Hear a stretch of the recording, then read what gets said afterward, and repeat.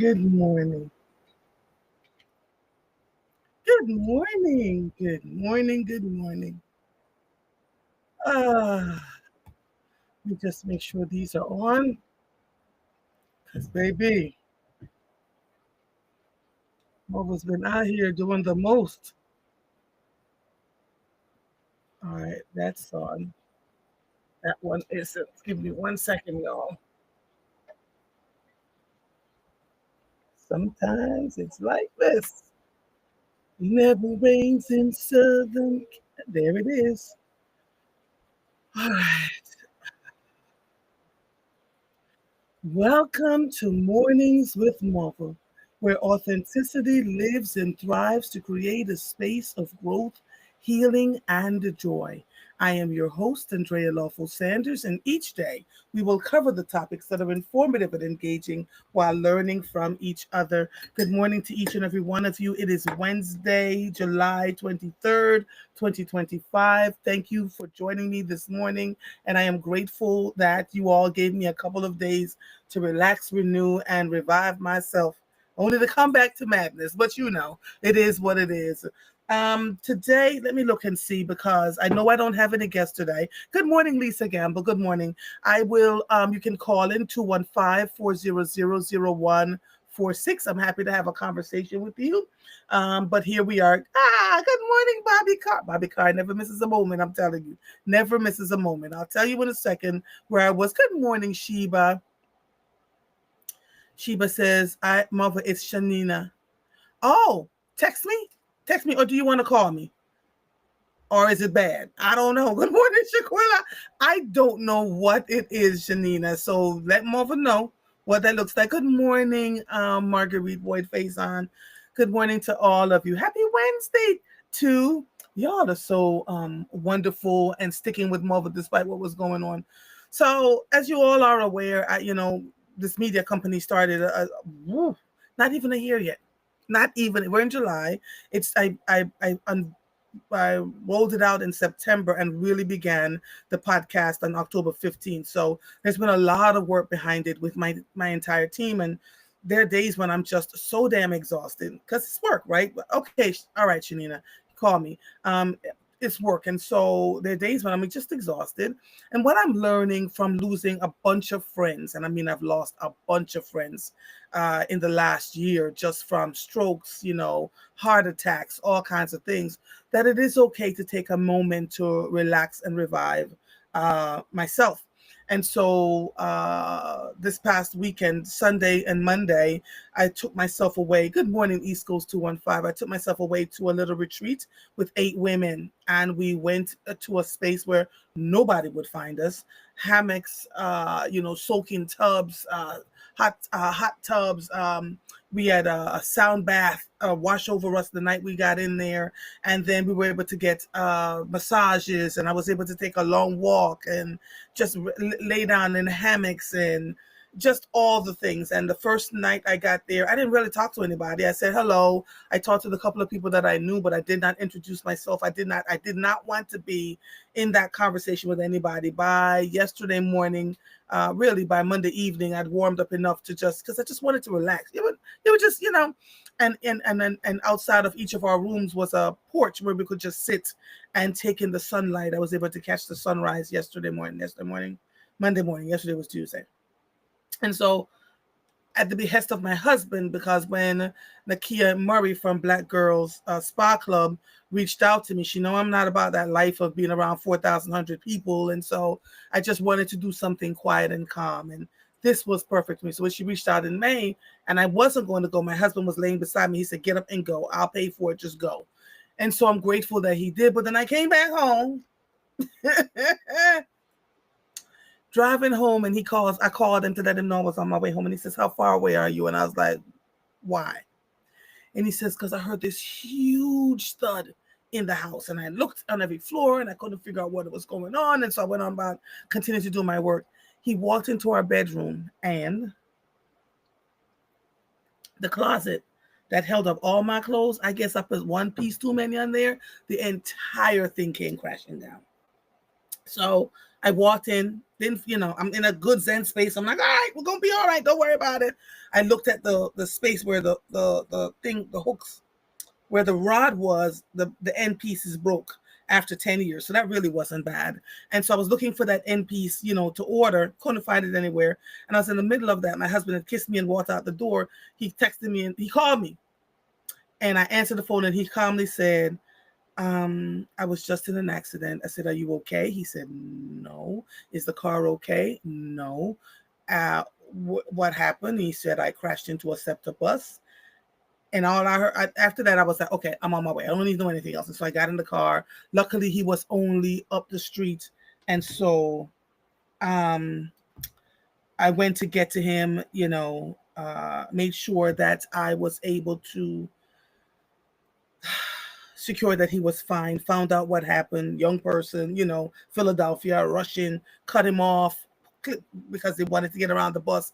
Rushed in front of my husband, clipped his car, and his car spun and went into the SEPTA bus. So it was just a lot going on out there.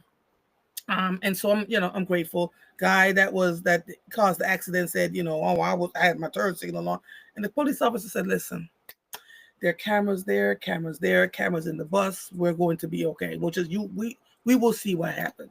And so he looked a little frightened, and then they asked him for his insurance. And he said this was a rental car because he had just gotten into another car accident. And this is the rental car and he doesn't have any. And they were like, okay. So they had all this information on how to find him, all of that. I just wanted to make sure my husband was okay. But while we were out there were people who recognized us. And so I wanted to make sure, otherwise you all would not have heard this. I wanted to make sure that I told folks so that people weren't scared or concerned or, whatever. So, and he's been sticking beside me ever since. I've been watching him, making sure that he's okay, checking with him. He may have to end up going to get checked out. But yesterday he was like, I don't want to be anywhere else except beside you. So he's got 48 hours. Yesterday, 12, 24, but I'm going to make sure he's okay. And so begins the process of, of the claim and all of the other stuff to make sure he's fine, get him a rental car, all of that. My husband in his entire life has never had a car accident, ever. I mean, he was so happy to report that when we first met, like he had never had a car accident. So we'll see, what's going on there. And so there's that.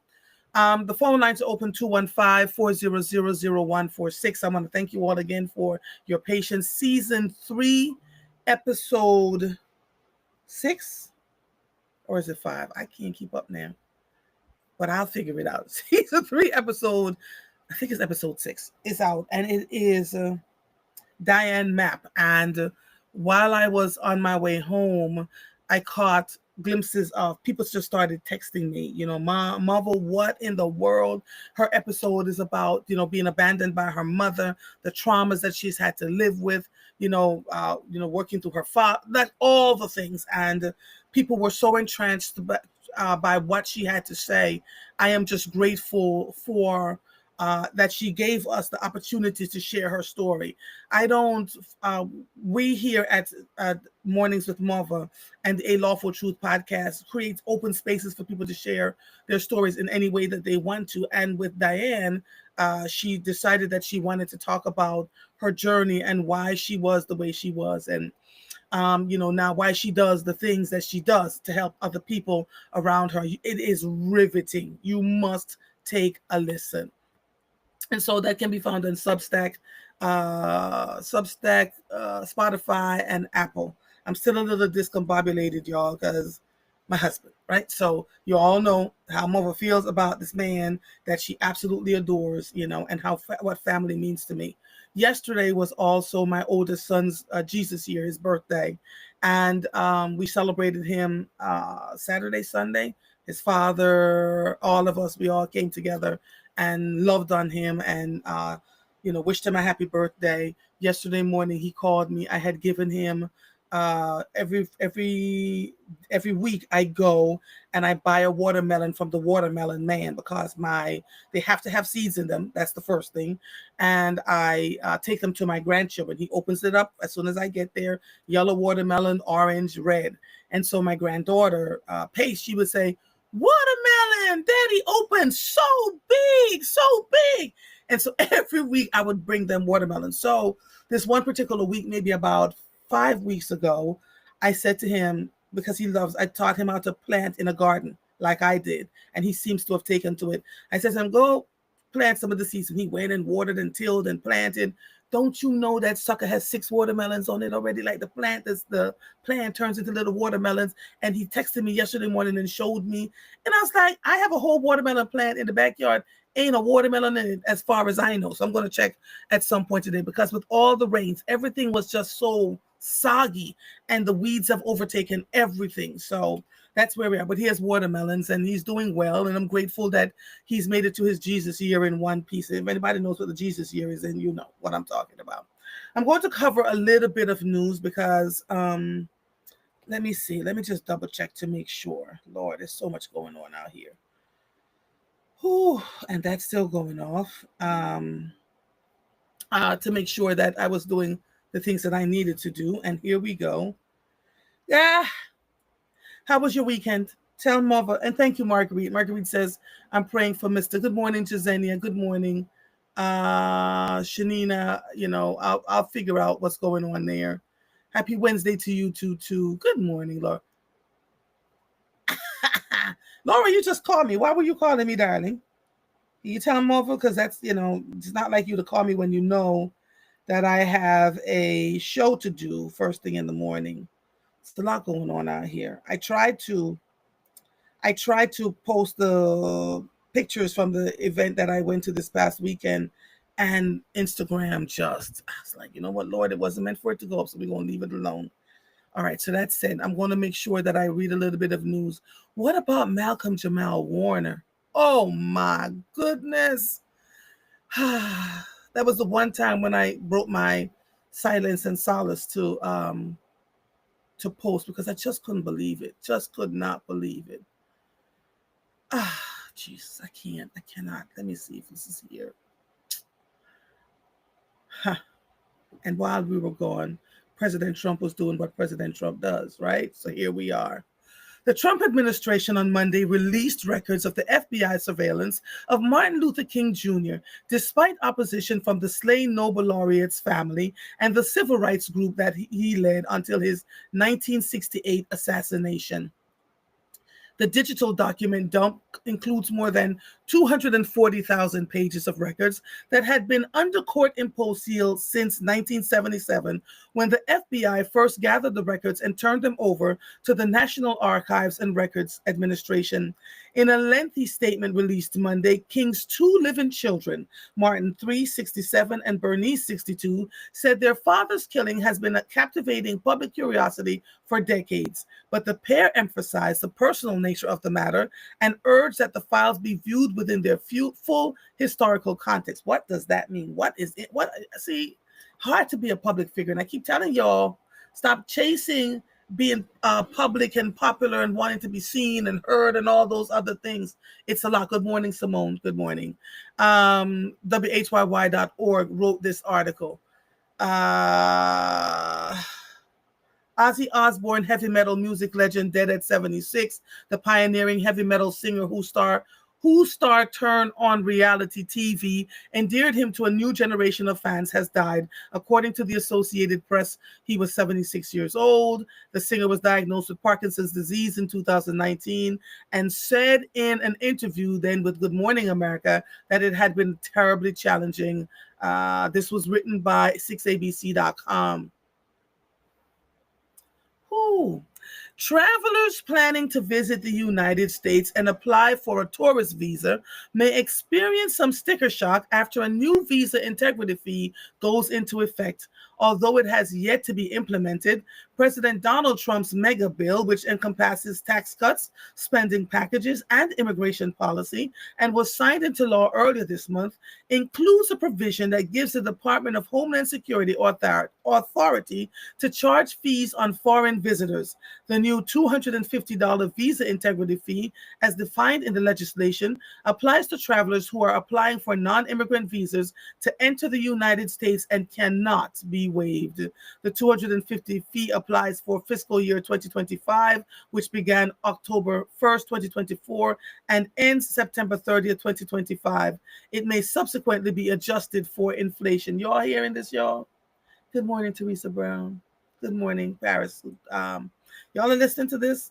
Thank you, Lisa Gamble. I'm doing my pop-up shop. I was going to do it at Duafe on August 3rd, but I'm moving it to August 10th because there's so much going on. But these will all be for sale. So just give me a moment. And plus, I'm hosting people on the 3rd. I'm doing a whole Jamaican dinner for some folks on August 3rd. So I couldn't do two things at one time. And on August 2nd, I'm getting an award at the Team Jamaica Bigger Gala at the Hilton Hotel. I believe tickets are still for sale. So there was a whole lot going on there. So we'll talk about that in a little bit. Give me a second.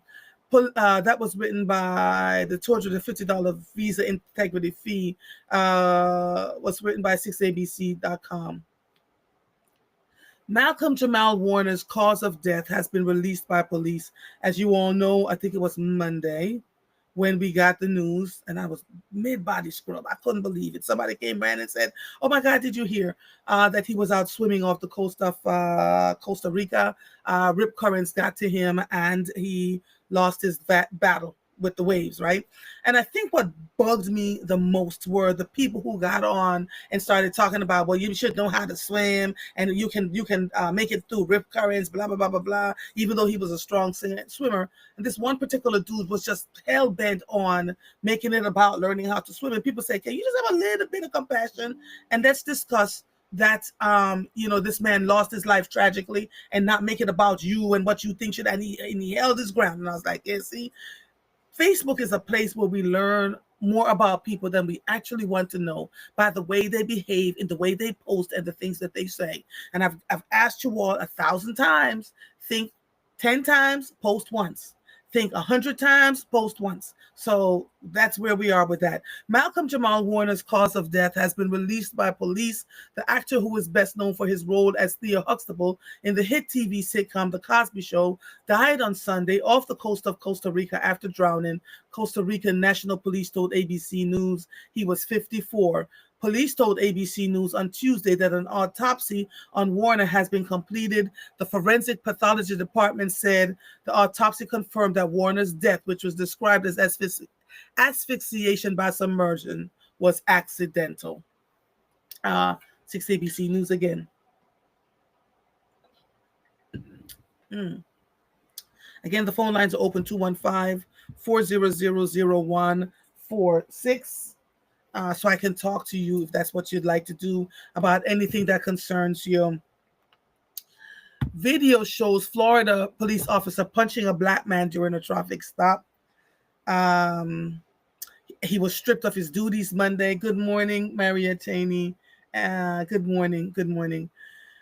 A Jacksonville Florida police officer was stripped of his duties Monday after a video online showed the white officer punching a black man in the face during a stop in February. Authorities said William McNeil Jr. was pulled over by an officer with the Jacksonville Sheriff's Office on February 19th for driving without his headlights on during the day. Sheriff T.K. Waters said in a news conference. In the video posted on Instagram on Saturday, McNeil is seen sitting in his car asking to speak with a sergeant. He said he was pulled over because his headlights were off, even though it was still daylight and not raining. NBC Philadelphia wrote this. Jesus. I've asked you all to travel in pairs. Travel with other people if you can. Just travel. Just travel, please. I'll give Mr. Your Love East Coast 215. Whew. It is rough out here. So Monday morning, we're in a beautiful space in Princeton, off the beaten path. And I couldn't find a trail to walk. So I walked all the way down the driveway and walked out the house and began walking. Beautiful community. But the houses are really far apart. They have a lot of land around them. And I guess they haven't seen black people there unless they are maids and whatever else, right? So I'm walking with my bottle and I'm, taking a nice stroll because the thing goes all the way downhill and then come back around. So, I'm thinking I could get a good walk out of it.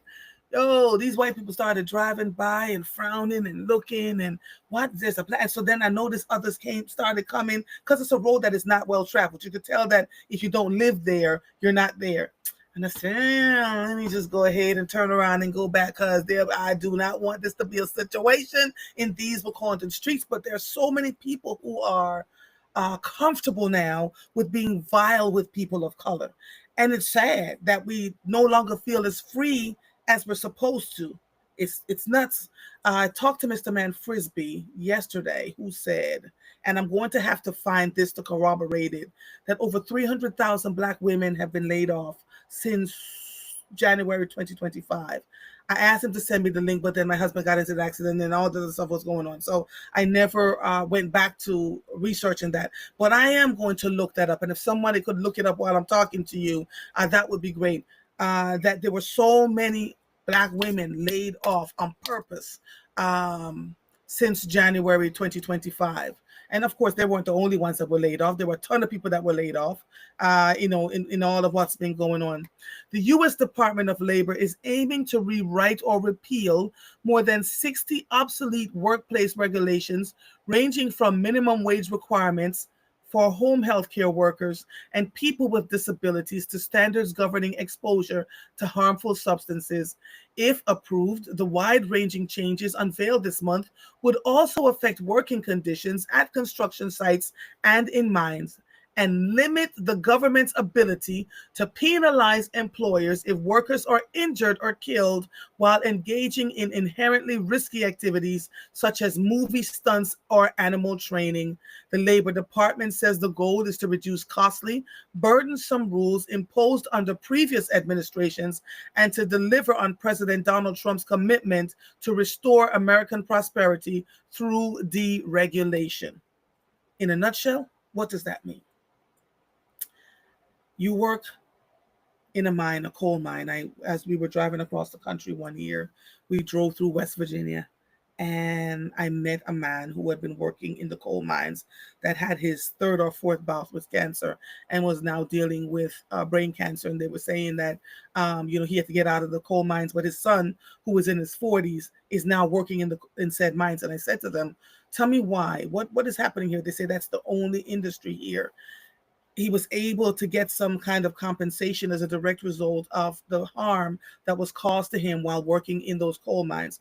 What this is essentially saying is they're deregulating it. They're going to make sure that workers can't sue their employers or can't get the compensation that they need if they die, God forbid, working in jobs that are dangerous to their health, right? So who are they going to get now to work in these coal mines and do all the things that needs to be done for them?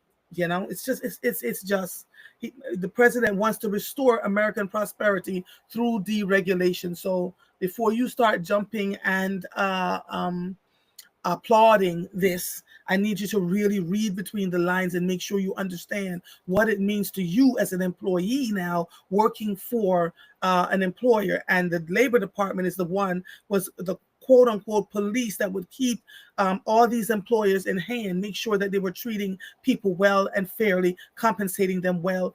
Everything is being gutted right now, everything. And so while we are focused on, sugar in Coca-Cola and everything else that's meant to distract us, these are the kinds of things that are flying under the radar and no one's really talking about, right? It's important for us to have this conversation.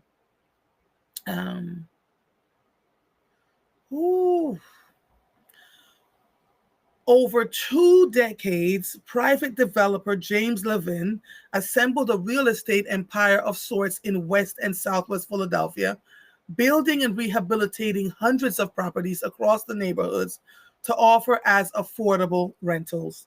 Now, Levin, Teresa, inbox it to me, please, because I can't see it here. I can't, let me see if I can open it. Hold on 1 second. I can't open it here. Inbox it to me, please, so I can open it up. And thank you, Teresa. I appreciate it. Now, Levin is selling his vast portfolio, a decision that could have a ripple effect on the entire city, given its size and the number of renters relying on it to keep a roof over their head. At least 3,000 people live in Levin's buildings, and many, if not all, could be forced to move if those units were to become market rate under new ownership.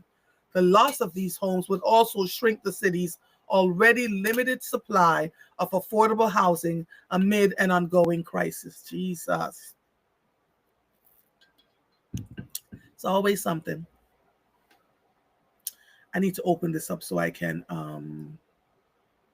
they have a year. Those renters, those 3,000 renters have 1 year to do this. Whew.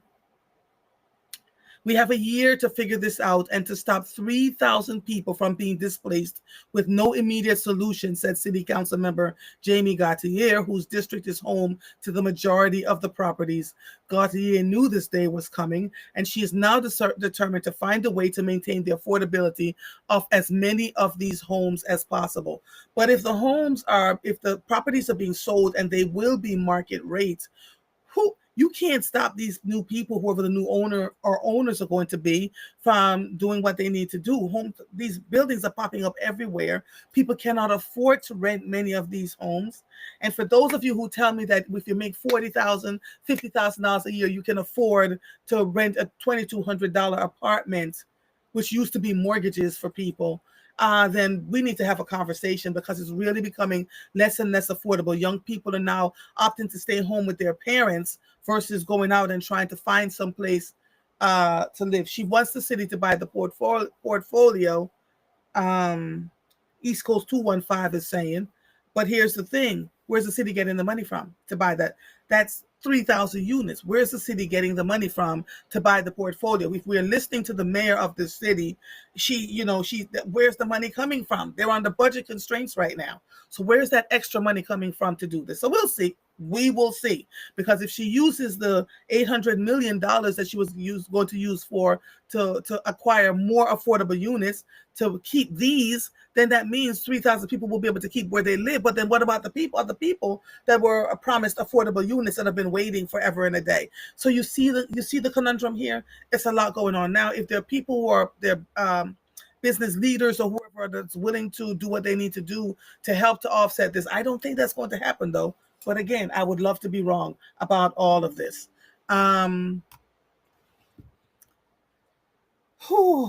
Lord have mercy. Levin did not respond to multiple requests for comment. What's in the portfolio? His company, Neighborhood Restorations, has developed more than 600 affordable properties in West and Southwest Philadelphia. Those properties, which date back to the early 1990s and 2000s, contain a total of 925 units, many of which are single-family homes. The scattered site portfolio also includes duplexes and triplexes, as well as some small apartment complexes. A number of the properties are in communities experiencing gentrification, with property values on the rise. In a part of Cobbs Creek near 63rd Street, for example, property values jumped dramatically between 2000 and 2024, according to data from the Reinvestment Fund. The average home sale price increased from $29,803 to $170,908. We're not talking about big old homes now. This is insane.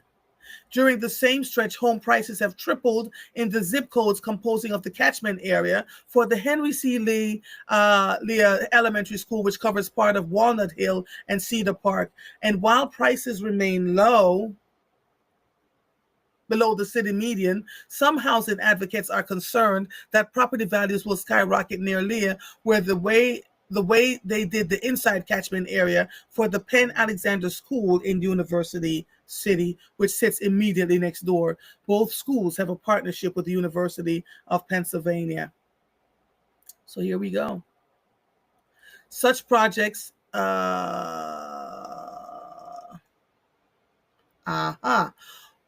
of these properties were developed using federal low-income housing tax credits awarded through a state-affiliated agency. The construction subsidy is a prime example of government-backed affordable housing, a segment of the market that accounts for thousands of low-income units in Philadelphia. In exchange for the tax credit, LIHTC properties must remain affordable for a set period of time. Federal law generally requires these units to be rent restricted and only available to low-income tenants for at least 30 years. East Coast said, I paid $187,000 for my home 3 years ago, and the value is holding steady. It is scary out here, I'm telling you.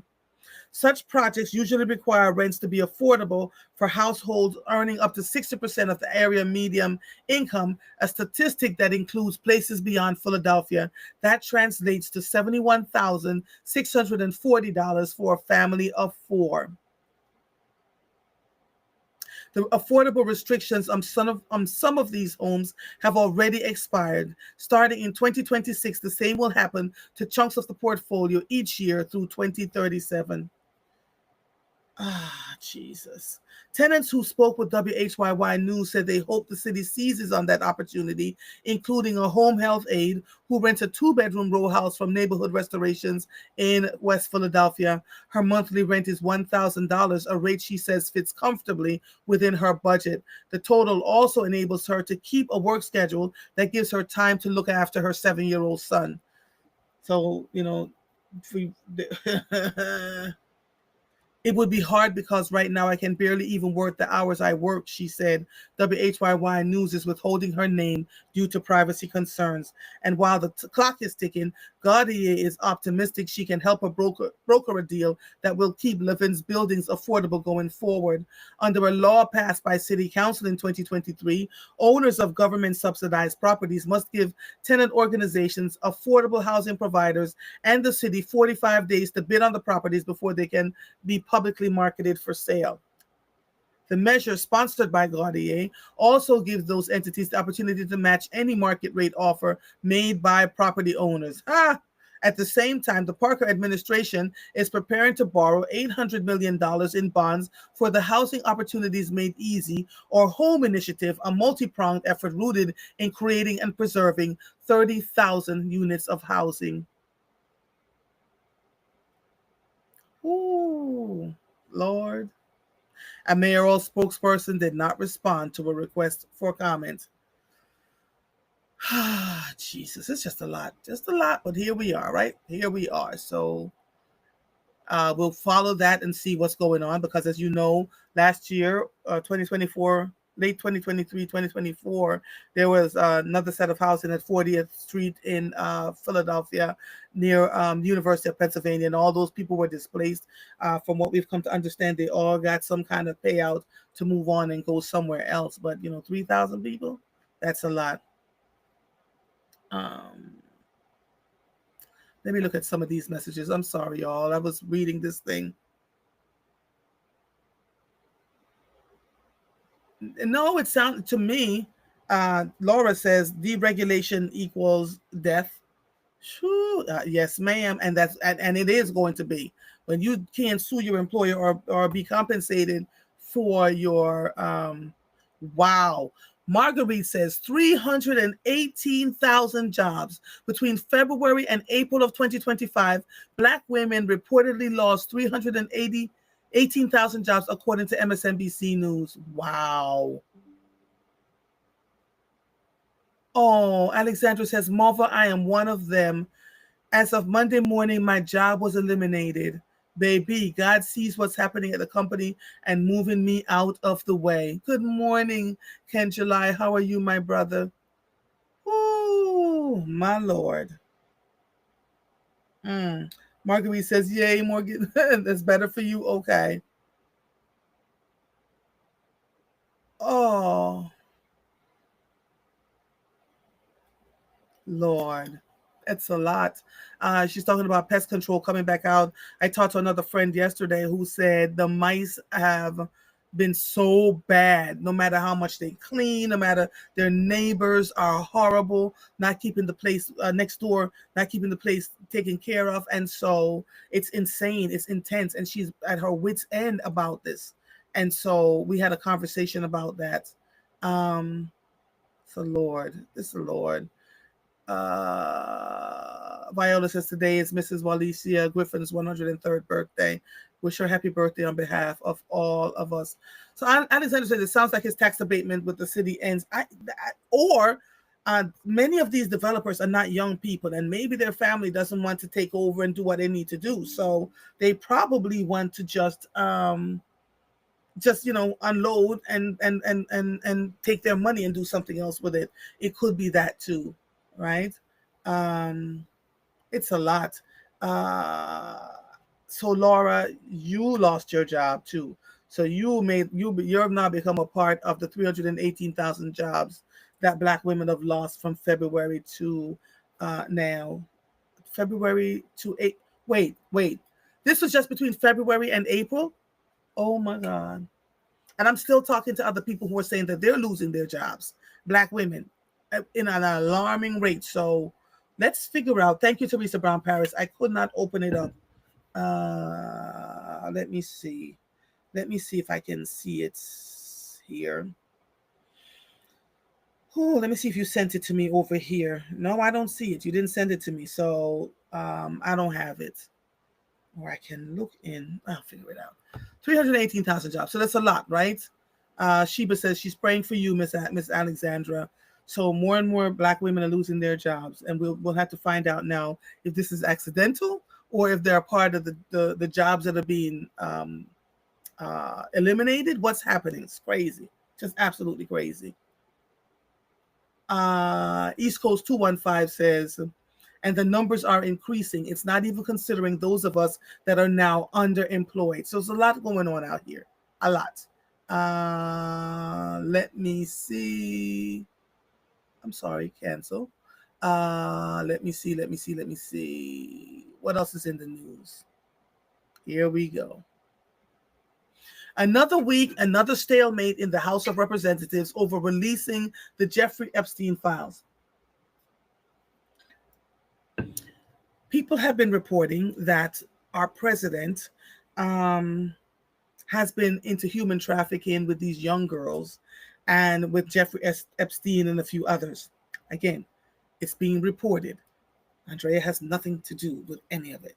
And as a direct result, there's been all this stuff about sugar and, all these distractions, and some of his own people in the Republican Party have been asking for the releasing of the Epstein files. And so what did Johnson do? He sent them home early yesterday. Another week, another stalemate in the House of Representatives over releasing the Jeffrey Epstein files. The GOP-led Rules Committee, which was working on advancing a slate of unrelated bills, came to a halt Monday evening because Democrats announced their plan to force a committee vote on bipartisan legislation that would call for the release of the Epstein files. Republicans on the panel decided to recess the meeting, with lawmakers saying there were no plans to reconvene at all. People have wanted these files for years. The president's staff, administration, his own children, his vice president have promised that these files will come out, and now we're being told it's a hoax. It just doesn't wash. Representative Thomas Massey, Republican in Kentucky, told ABC News on Tuesday. This was 6 ABC News. Mike Johnson, House paralyzed, Epstein files. So he sent them all home. He's like, oh, nothing to see here. Nothing to see here. Here comes distraction number 10. Coca-Cola said Tuesday it will add a cane sugar version of its trademark Coca-Cola to its U.S. lineup this fall, confirming a recent announcement by President Donald Trump. What you may or may not know is the person that owns this company is also a part of the Epstein files, also a part of the accusations, the allegations that he was trafficking young women. It's all absolute madness. And so now this is this whole thing about the sugar, and I don't know why they didn't have a sugarcane version before now. Trump said in a social media post last week that Coca-Cola has agreed to use real cane sugar in its flagship product in the U.S. instead of the high fructose corn sugar. Coke didn't immediately confirm the change, but promised new offerings soon. The video featured is from a previous report on Tuesday. Coca-Cola chairman and CEO James Quincy said Coke will expand its product range to reflect consumer interest in differentiated experiences. Coke currently sells Mexican Coke, which is made with cane sugar in the U.S. Mexican. Andrea, move on. 6abc.com. This is international news. More than 1,000 Palestinians have been killed since May while trying to get food in the Gaza Strip, mostly in the vicinity of aid sites run by Israeli-backed American contractor. The United Nations Human Rights Office said on Tuesday, Israeli strikes killed 25 people across Gaza, according to local health officials. Desperation is mounting in the territory of more than 2 million, which experts say is at risk of famine because of Israel's blockade and ongoing 21-month offensive. A breakdown of law and order has led to widespread looting and contributed to chaos and violence around aid deliveries. Gaza's health ministry, which is part of the Hamas-run government and staffed by medical professionals, said Tuesday that 101 people, including 80 children, have died in recent days from starvation. It did not provide precise diagnoses, but people in hunger crises often die from a combination of malnutrition, illness, and deprivation. I don't know how we get up every morning and rejoice and talk about how wonderful our lives are when so many people are dying unnecessarily, just unnecessarily. This is written by NBCPhiladelphia.com. We're back to Philadelphia. Police are searching for a man who they say vandalized a popular cheesesteak restaurant, Naxos Steaks, as well as Eagle Bar in North Philadelphia, the 3600 block of Germantown Avenue. Okay. That was written by NBC 10 Philadelphia. Unless SEPTA can find a way to bridge a $213 million structural budget deficit, the mass transit provider plans to eliminate 38 bus routes on August 24th, one day before school begins in Philadelphia, officials said. The planned cuts will be potentially making it. Oh my God, who wrote this? The planned cuts will potentially make it harder for many students at all levels to go to class, whether it's for middle school, high school, or even college. Who wrote this? Andrew Bush? Because they gave it to him. They wrote it just like he said it. Whether it be for middle school, whether Jesus, oh God. Whether it is for middle school, high school, or even college, quote unquote, that is going to impact our overall reliability, SEPTA spokesperson Andrew Bush said of the cuts. Students who could normally get one seat. Who wrote this thing? Students who could normally get one seat ride to the bus, they may have to walk several blocks. They may have to take services to get transfers. Because of the planned cuts, SEPTA is urging riders to plan ahead. So if you know you take the bus to school at the middle, high school, and college level, they're cutting 32 routes. SEPTA is cutting 32 routes beginning August 24th. And so, try to start figuring it out now if you can. This was written by NBC Philadelphia.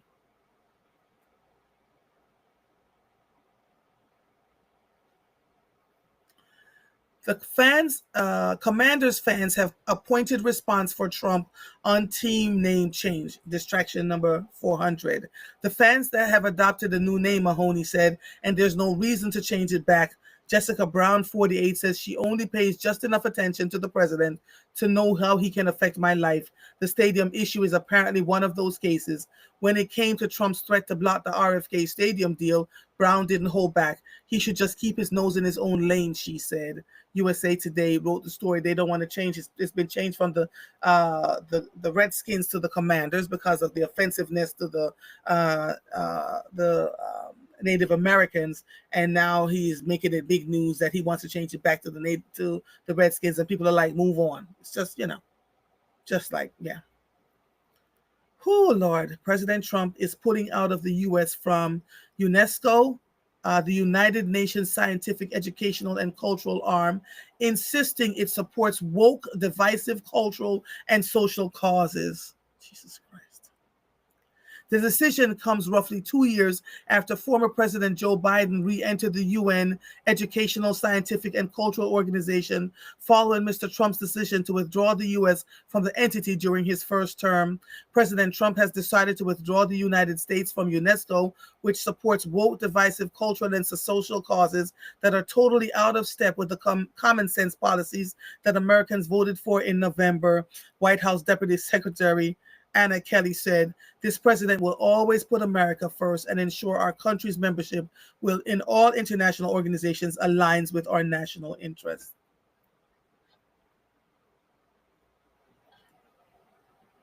Sharon Mankus says, "This distraction is annoying." It's a lot. In the middle of the 2200 block of South 15th Street, this is local news, there are a number of sinkholes causing neighbors a headache. They say it's been like this for months, and they're now asking us to get some answers. There's one over there, there's another one up there. They dug it all up and just left it and have never been back, says Joy Wexler.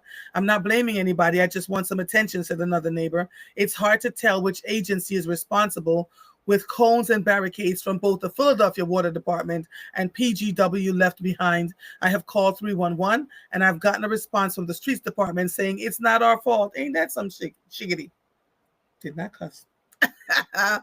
PGW has not responded at all. The water department has not responded at all, said Alex, who lives on the block. Residents said this started in early spring with work from PGW, then a water main break. Something happened similar to where I work out, and that hole got so deep that they were forced to come out and do something about it. This was 6abc.com. Sinkholes leave South Philadelphia residents frustrated. A generator malfunctioned at the Comcast Center, causing a loud bang to be heard and felt in Philadelphia on Monday night. The incident happened just before 7:30 p.m. on July 21st, while workers at the Comcast Center on the 1700 block of Arch Street were doing tests, according to a spokesperson with Comcast Security. During the testing, a pump malfunctioned inside a generator, which is what led to the loud sound, security officers explained. The NBC 10 newsroom is nearby and heard the large bang. Black smoke could be seen coming from an area between the Comcast Center and Arch Street Presbyterian Church. This was written by NBC 10 News, Philadelphia. So that's some of the news for today. Let's see. Oh boy, lots going on. Thank you, Shaquilla. I appreciate you. Y'all look out for Mr. for me today, please. I've got 10,000 things going on. Those of you who are around us and know. Let me see. Thank you, Shaquilla. I appreciate it. She sent me the news report. Let me find this for you. Here it is. For decades, the public sector has been the lifeline for Black women shut out of economic opportunity. It's no surprise that Trump's federal downsizing targeted them first, explains gender economist Katika Roy. In just 3 months, nearly 300,000 Black women left the U.S. labor force. Their labor force participation rate has now dropped below that of the Latinas for the first time in over a year. And more than 518,000 Black women still haven't returned to the labor force since the pandemic began, leaving their real employment rate just above 10%.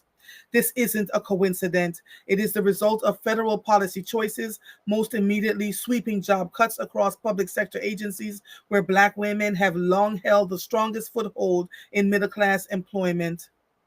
Agencies like the Department of Education and the Department of Health and Human Services have seen dramatic reductions in staff, up to 50% in some cases. These are not just institutional losses. They represent the disappearance of stable, often well-paying jobs that historically provided economic security to Black women and the families that they support.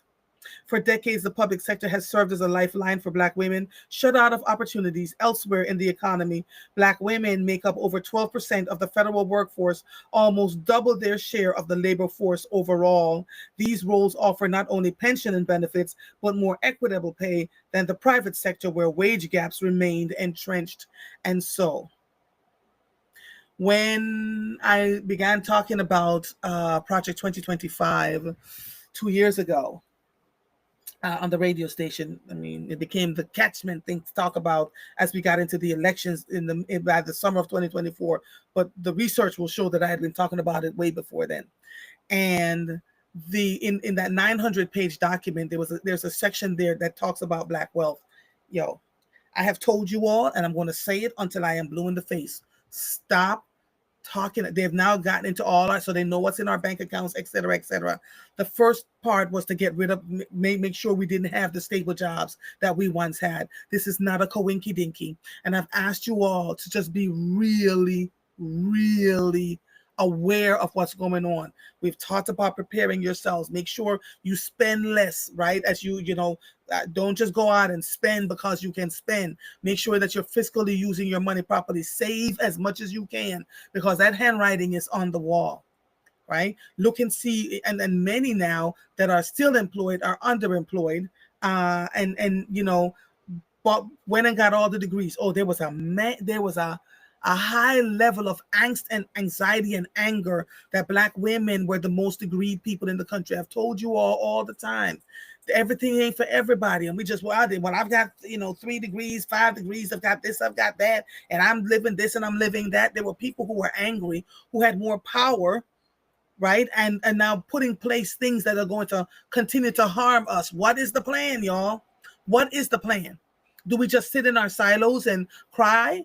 A lot of Black women have lost their jobs, a lot, and way more to come.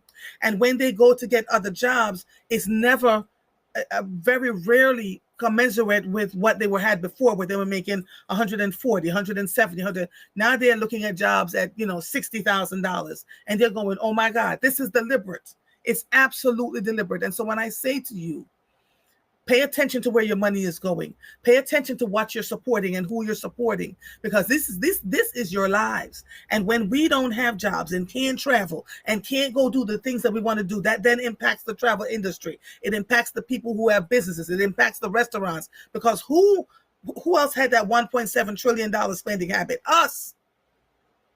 And so if you still have a job, thank the Lord up above, or whoever it is that you look to in the sky, or whatever, right?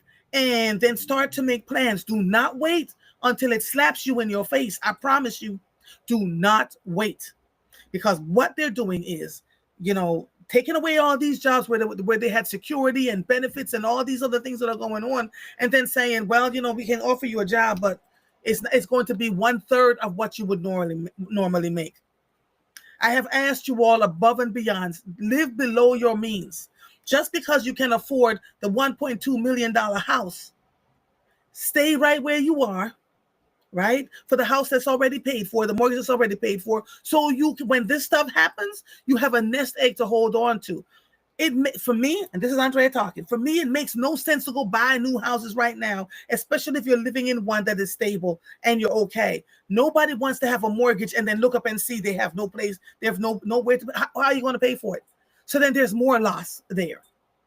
And we don't have the kind of generational wealth where we can say, oh, well, all right, I'll just give you the money I'll give you $1.2 million to go ahead and do what you need to do to hold on to your properties, etc. We don't have that kind of generational wealth. And so be mindful, y'all. Be mindful. And then as you're posting about all the stuff that you're doing, they're watching. They're watching. And maybe that's why my thing didn't go up this morning. So, everything happens for a reason. So just be careful and mindful. Just because you have it, the whole world don't need to know that you have it. And so they're coming for us. They're literally, I said it, and somebody says, where's the evidence? Because y'all are not reading.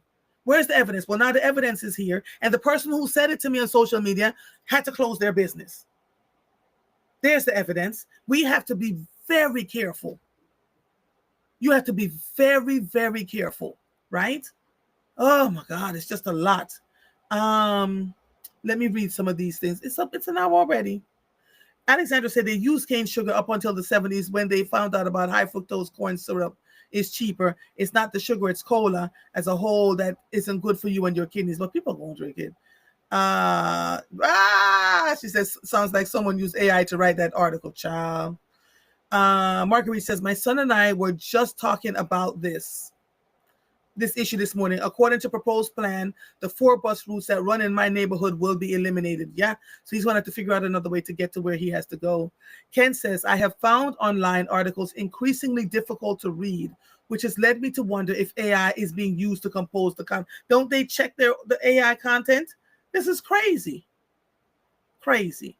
Joanne says Trump wants everyone to move past the Epstein files, but he can't move past President Obama. He's not even good at deflection. More and more, he looks like a deer caught in headlights.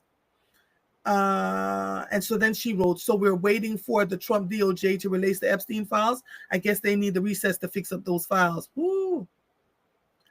In terms of Black women losing their jobs, Shaquilla says both of my daughters are impacted by this. My daughter-in-law is impacted by this. Erica says, my son said recently that the restaurant industry is going to be hit hard. It's already being hit hard. It's already being hit hard. People are saying without saying, that they're in trouble. They're in trouble. And so if you have 2 restaurants, don't open a third. If you have 1, stick, because I'm telling you, you can see the handwriting on the wall. You can see it. And if you see the handwriting on the wall and you ignore it anyway, and you push out and do some other things, that's, totally on you. We have, and I've been talking about this since November when all of this began. We have been looking at our budget. Everybody's been, we've been reimagining our budget. What does that look like? If something happens and neither one of us can work, what do we have that will be able to sustain us, right? And so we were going to get our kitchen done last year. And just as we were about to do it, I looked at my husband and I said, don't. He looked at me like I was crazy. He's like, Andre, I said, trust me, don't. Let's just wait. The kitchen is functional. It needs to be updated, but don't. So said, so done. The November elections came. Everything has gone skyrocketed. People are losing their jobs all over the place.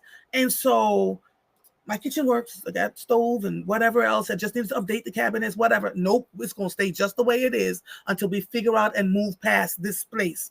We have to learn how to step back and hold tight and say, no, we're not doing that right now. I'm sure right now he's grateful that I actually said don't, because here we would be stuck in a kitchen that was, torn up, because they told us it would take 6 to 8 months to do it, which would have probably gone longer, because now many of the construction people are running for their lives because they're being deported. And can you even begin to imagine? So this is why I say never ignore your gut instinct. Never, ever, ever ignore your gut instinct. I didn't know all of this was coming, but I had a strong feeling that this was not the right time to do it. And so we did, right? Alexandra says, I am looking around the house for what requires my attention. I'm focusing my coins there while living beneath my means. The severance package is very generous to get them done while saving. Absolutely. The rod came down in my closet and I was like, let me get a carpenter. And I looked and said, let's not get a carpenter. We can do this ourselves. And so you have to figure out how we're going to navigate through all of this. Sandra says there's a major sinkhole and a minor sinkhole at the 5,000 block of North 11th Street. Call 311 in March 2025. Called again in July and was told it takes 60 to 90 days for them to fix it. When I gave them the ticket number from March, they merely said they will work on it. That area is prone to sinking houses and neighbors fear their houses will eventually sink as well. Craziness. Absolute craziness that's going on. I do see a news thing here that I want to read. Oh, child. It's a lot going on. Yeah, it's a lot. Oh, and look at that. Thank you for sending that to me, mister. So here we are. Before I get off the air, because it's 7:29, I want to tell you about my friend Antoine Johnson, who's desperately in need of a kidney. And his situation has changed in the last week or so. Tomorrow we're going to go and do a fundraiser for him. But I'm asking you, just call his name in your prayers for me, please, as you go about your day and do what you're doing. A very healthy, viable 42-year-old that went in to get some blood work done last year around this time. I think tomorrow will be the day, a year, that he has learned that he had really bad kidney disease, and that's something that apparently runs in his family. Plus, when he was an athlete, there were things happening there. So, and there, he is eligible for a kidney transplant, but that has not happened yet. And so, please keep him in your prayers. Keep all the folks that you've learned about, that you've loved on. There are people that I may not know that's in your family, yourselves. If you yourselves are going through something, I'm sending you all the love and prayers that you can stand, because there's a lot happening, a lot. And I also think the stress is impacting people, impacting your health and making you, whatever was inside your body now come to light. So be careful as you move out there. My friend I think her funeral is Erica, August 4th, 5th. I don't remember. I gotta go because we've got a lot going on. This episode of Mornings with Marva is officially over. Yes, she says, can you share the link tomorrow to donate to Antoine? I will. I'll get it from him today. Remind me via text, please, Marguerite, so that I can do it. This episode of Mornings with Marva is officially over. I am Andrea Lawful Sanders. I'll see you when I see you. Bye, everybody. Bye-bye. Bye, loves.